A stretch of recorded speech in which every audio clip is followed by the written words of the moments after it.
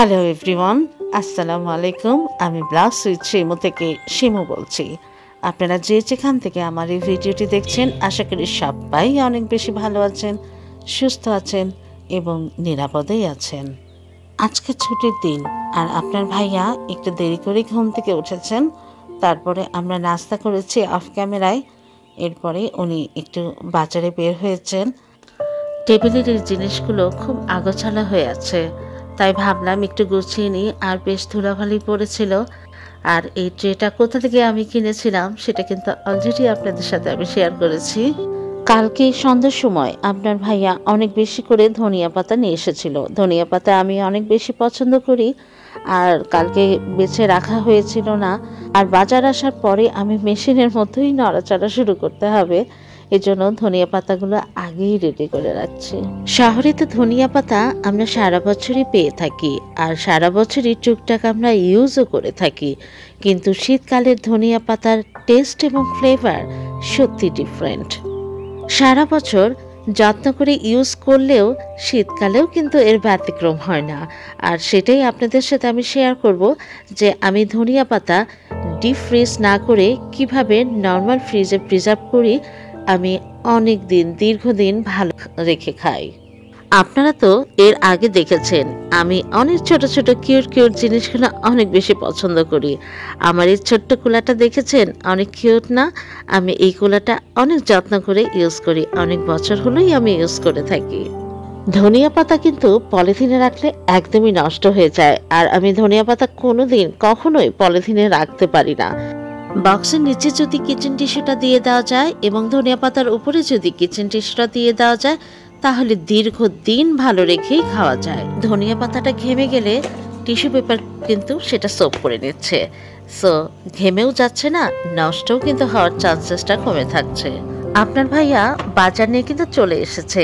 এখন কিন্তু আমাকে টম এন্ড জেরির মতোই দৌড়াতে হবে।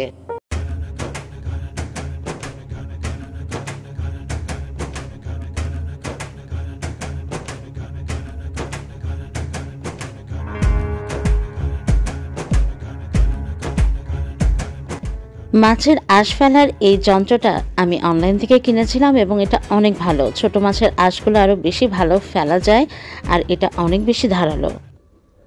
আপনার ভাইয়া যখনই বাজার করেন তখন মনে হয় যে বাজার ধরেই তুলে নিয়ে আসার উপক্রম করেন। আমি যদিও অনেক বেশি রাগ করি, আর মাছ 2-3 রকম আনলেই হয়, সে বেশ কয়েক রকম নিয়ে আসে, যেটা আমার কাছে অনেক জুলুমের কারণ হয়ে যায়। তারপরও উনি যখন এগুলো এনেছে আমি এগুলো ঠিকঠাক করে রাখবো, আর আমি এগুলো সবই বক্স করে রাখছি।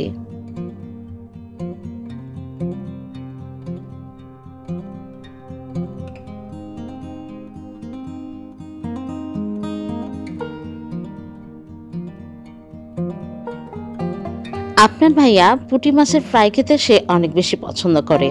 তাহলে পুঁটি মাছ একরকম আনলেই হয়, সে এনেছে 2 রকম পুঁটি, কিন্তু বড় পুঁটি এবং ছোট্ট ছোট্ট বেবি পুঁটিগুলো নিয়ে এসেছে।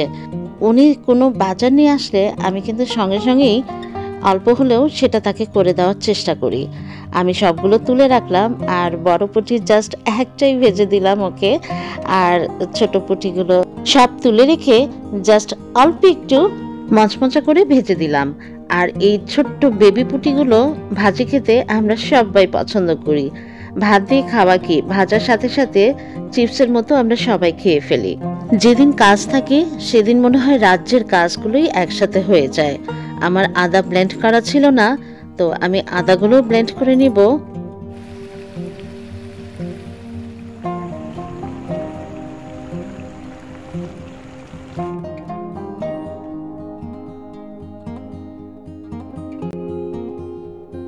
এটা কি বলুন তো? এটা ইলিশ মাছের ডিম, আর নতুন আলু দিয়ে ইলিশ মাছের ডিম এভাবে ভেজে খেতে আমরা সবাই অনেক বেশি পছন্দ করি।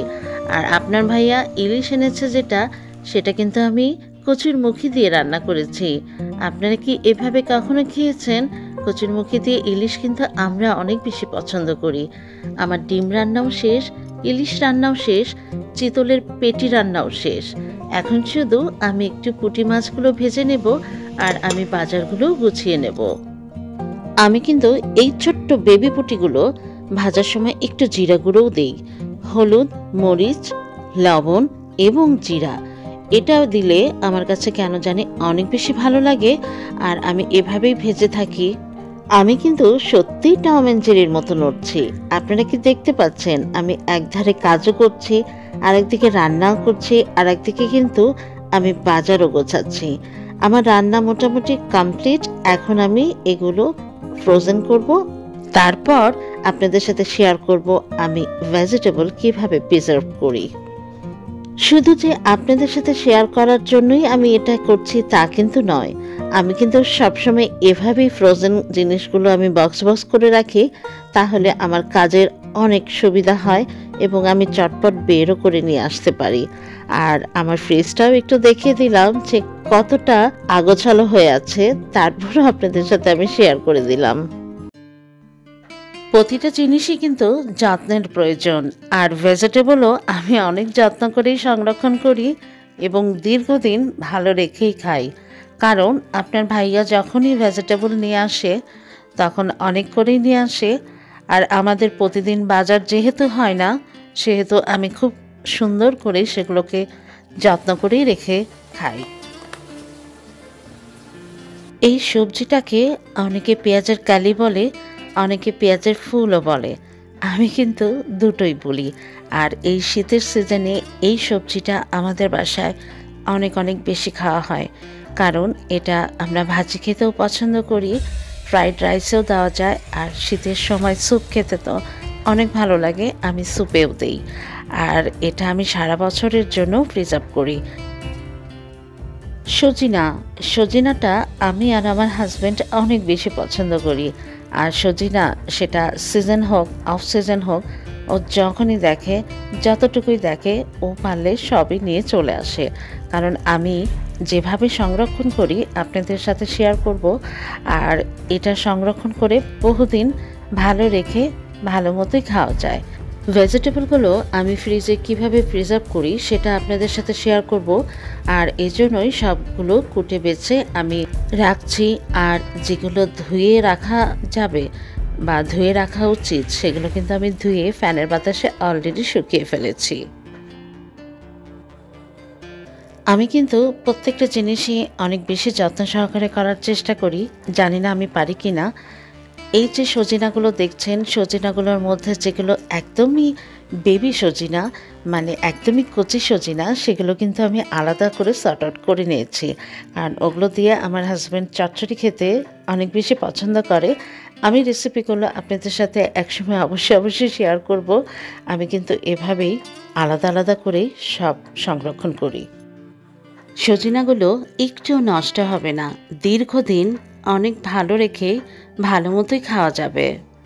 যারা আমাদের মতো সজিনা লাভার তারা আমার মতো এভাবে রেখে দেখতে পারেন। যেহেতু আমরা সজিনা লাভার, এজন্য সজিনার বেশ কয়েকটা আমি রেসিপি জানি, আর সেই রেসিপিগুলো আপনাদের সাথে ফিউচারে অবশ্যই শেয়ার করব। আর কিছু পার্সোনাল ব্যস্ততার কারণে আসলে ব্লগ করা হচ্ছে না, এবং আপনাদের সাথে অনেক কিছুই শেয়ার করা বাকি রয়ে যাচ্ছে আমার।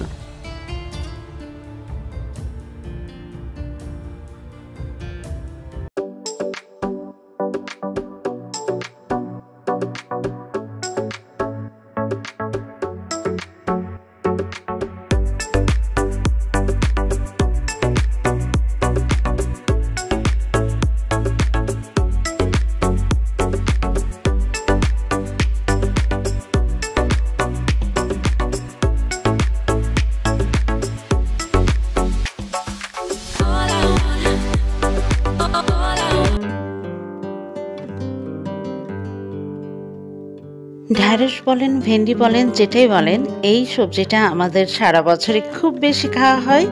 এই সবজিটা আমাদের সবার অনেক অনেক বেশি পছন্দের।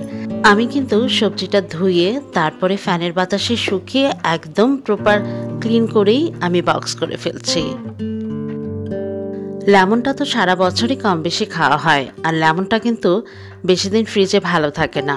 আমার মতো রেখে দেখবেন অনেক দিন যাবৎ ভালো থাকবে। আমার বাম হাতের বুড়ি আঙ্গুলের ওখানে একটু অ্যালার্জির মতো হয়েছিল, এরপর থেকেই ওই দাগটা ওভাবেই থেকে যাচ্ছে। আপনারা কেউ কি বলতে পারবেন এই দাগটা কিভাবে আমি রিমুভ করব? লেমনগুলো কিন্তু আমি কাগজে মুড়িয়ে তারপরে একটা পলিথিনের মধ্যে রেখে তারপরে বক্স করি, আর এই জন্যই হয়তো আমি দীর্ঘদিন ভালো রেখে লেমনগুলো এমনই ফ্রেশ খেতে পারি। আপনার ভাইয়া বলছিলেন কয়েকদিন হলো যে সে পটল ভাজি খাবে, তো যেহেতু আমার সময় আছে এজন্য রাতেই আমি ওকে পটল ভাজিটা করে দেব। এজন্য কেটে আমি বক্স করে রাখছি, আর অন্য পটলগুলো আমি কেটে ছুলে রেখে দিচ্ছি। তাহলে কালকে কোনো মাছ দিয়ে রান্না করলে সেটা আমি দ্রুত করে ফেলতে পারবো।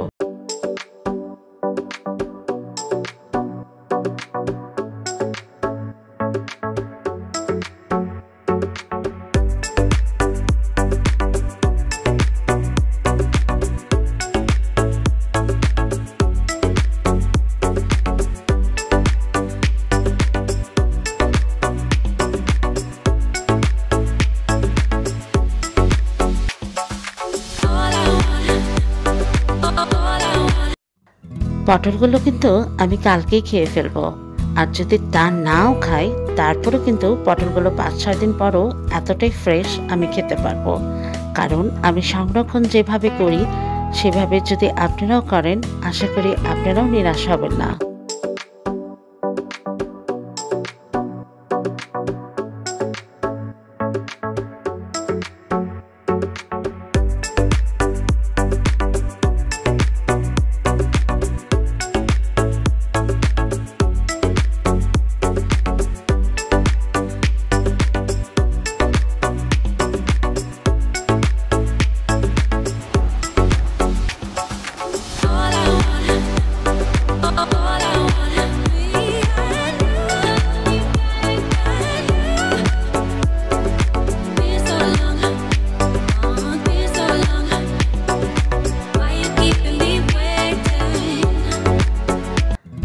নতুন আলু এবং কচুর মুখী কিন্তু আমি ফ্রিজেই সংরক্ষণ করি, কারণ এগুলো বাহিরে থাকলে স্কিনগুলো কেমন যেন হয়ে যায়, আর সেটা আমার খেতে মোটেও ভালো লাগে না।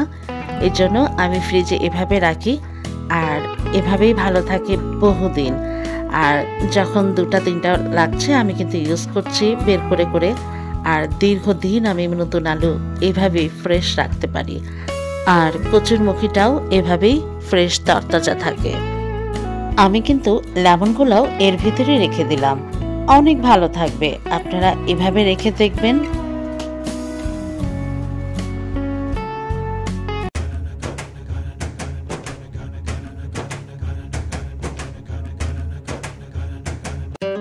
মশলাগুলো গোছগাছ করা কমপ্লিট। এখন আমি ডাইনিংয়ে ফ্রিজের কাছে চলে যাব এবং ভেজিটেবলগুলো আমি সব ফ্রিজে ঢুকাবো। আর এভাবেই আমি সংরক্ষণ করি, আর সেটাই আপনাদের সাথে আমি শেয়ার করলাম। অনেকে অনেকভাবে করতে পারেন, কিন্তু আমি যেভাবে করি সেটাই আপনাদের সাথে শেয়ার করেছি। আশা করি ভিডিওটি আপনাদের কাছে অনেক হেল্পফুল হবে এবং অনেক ভালো লাগবে। আমি জানি আমার লক্ষ্মী আপুরা আমার চেয়েও অনেক ভালো এগুলো জানেন, বোঝেন এবং করেন। আমি যদিও অত ভালো জানি না, বুঝি না, তারপরও যতটুকু আমি জানি তাই আপনাদের সাথে আমি শেয়ার করলাম টিপস অ্যান্ড ট্রিক্স সহ। আশা করি আপনাদের ভালো লেগেছে। আর এতক্ষণ আমার ভিডিওটি যারা দেখেছেন তাদের অসংখ্য অসংখ্য ধন্যবাদ। আর যারা আমার চ্যানেলে নতুন তাদেরকে রিকোয়েস্ট থাকবে আমার চ্যানেলটা সাবস্ক্রাইব করে আমার চ্যানেলের সাথে এবং পাশেই থাকবেন। ধন্যবাদ।